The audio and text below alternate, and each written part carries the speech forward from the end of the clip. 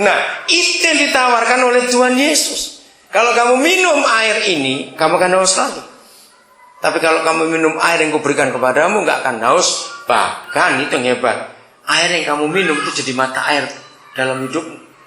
Dengan spontan perempuan itu berkata, berikan itu kepadaku, karena aku perlu itu. Ayat yang ke-15, wanita itu berkata kepadanya, Tuhan, berikanlah kepadaku air itu, supaya aku tidak akan haus. Bahkan aku tidak perlu datang ke sini untuk menimba air. Yesus berkata kepadanya, pergilah, panggillah suamimu dan datanglah ke sini. Kalau kita ingat merenungkan jawaban Tuhan Yesus, minta air kok disuruh panggil suami. Apa hubungannya air dengan suami? Aneh bukan? Panggil suamimu. Bukan supaya suami ikut minum, enggak, bukan itu maksudnya. Wanita itu berkata, maaf, ayat 17, wanita itu menjawab dan berkata, aku tidak mempunyai seorang suami.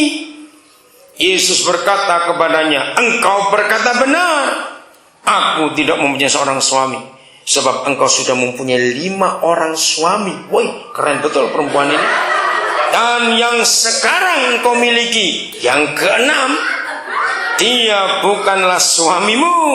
Engkau telah mengatakan hal ini benar. Bayangkan, kalau seorang perempuan punya koleksi 6 suami, kan keren betul. Dan sudah tahu apa profesinya perempuan ini? Dia pelacur. Tapi jangan menghina dia. Disinilah kebenaran itu kita temukan. Ternyata perempuan ini adalah penginjil pertama di dunia yang tanpa sekolah Alkitab. Yang sekolah Alkitab saja belum tentu berani kayak begini nginjil. Kayak dia nggak pernah sekolah Alkitab. Saya pernah memperagakan dengan beberapa anak-anak kami. Dialog ini, ngomongan ini ternyata nggak sampai 1,5 jam. Itu yang saya heran. Bagaimana jumpa seorang yang nggak sampai 1,5 jam, tapi bisa merubah hidupnya dan menjadikan dia penginjil pertama. Kita tinggalkan dulu, kita baca ayat 39-nya. Ayat 39-nya, pasal 4 ini. Dan dari kota itu, berapa orang?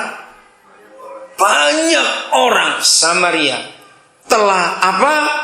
Menjadi percaya kepada siapa? Tuhan Yesus. Karena apa?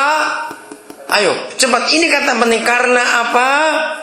Perkataan. Ini jangan lupa garis bawahi.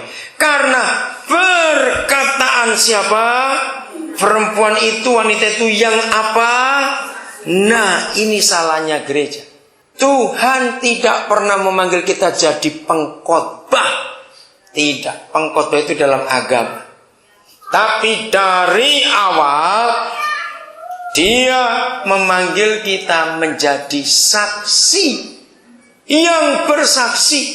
Banyak orang di kota itu menjadi percaya kepada Tuhan Yesus karena perkataan perempuan itu yang bersaksi. Apa bedanya berkhotbah dan bersaksi? Kalau berkhotbah itu artinya pidato, ceramah. Nah, itu perlu sekolah. Tapi kalau bersaksi nggak perlu sekolah. Kenapa? Bersaksi itu hanya menceritakan ulang apa yang dialami. Jadi nggak perlu sekolah, cuma cerita ulang. Jadi dari dulu Tuhan Yesus nggak pernah panggil orang jadi pengkhotbah, tapi jadi saksi. Oke, nggak usah jauh-jauh. Siapa yang pernah dengar ada seseorang yang saudara kenal, itu kalau cerita sinetron lebih hebat dia daripada pemain sinetron sendiri. Ngerti maksud saya? Wah, seru sekali dia ceritakan. Wah, ini kok sudah jadi pemain, hebat betul dia. Kenapa? Karena sinetron itu sangat berpengaruh dalam hidupnya.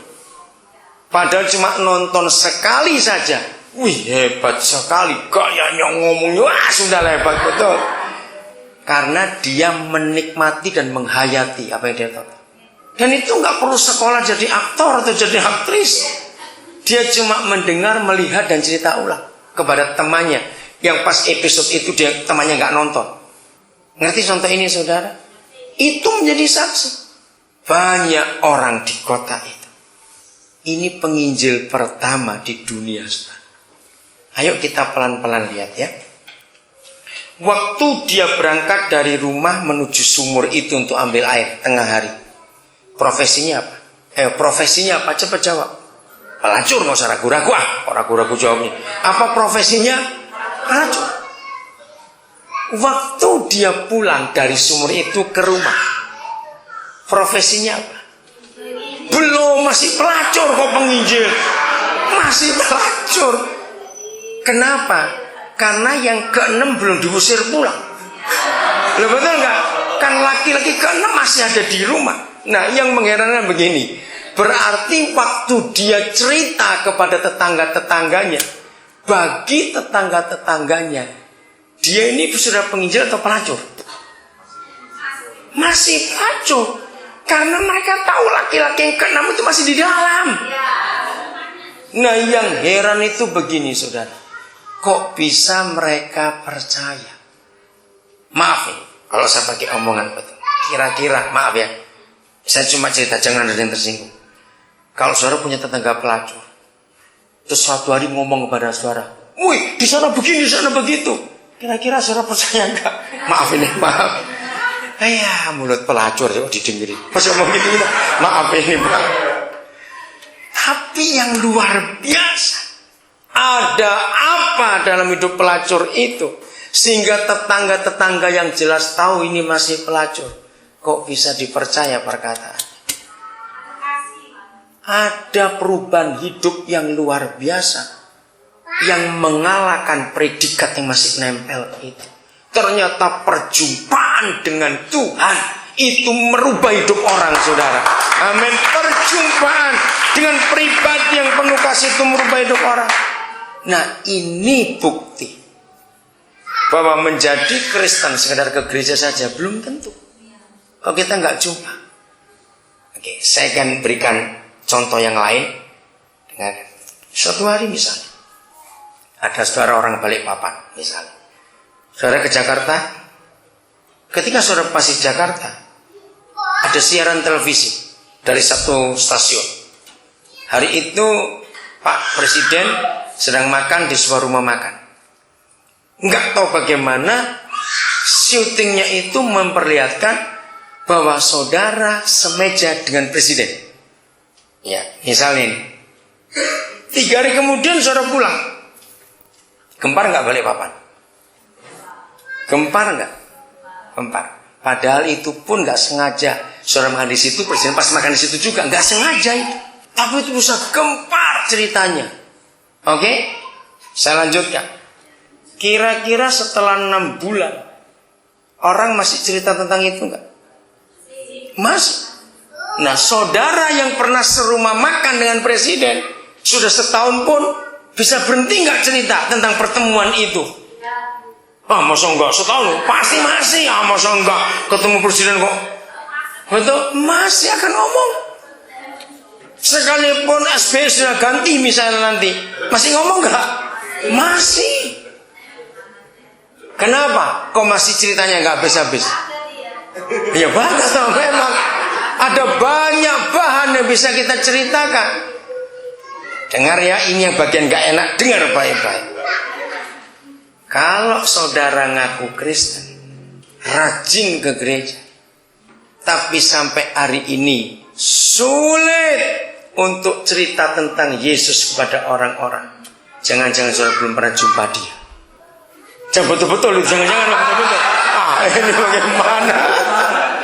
Jangan-jangan saudara belum pernah jumpa dia. Karena kalau kita jumpa Presiden, aduh itu bisa ceritanya nggak habis-habis. Padahal cuma berapa menit. Saudara, maka itu kekristenan kita dinilai bukan waktu kita di gereja. Lagi sekali, kekristenan kita dinilai bukan waktu kita di gereja. Kekristenan kita dinilai waktu kita di luar gereja. Waktu kita ketemu dengan orang-orang itu, bahan apa yang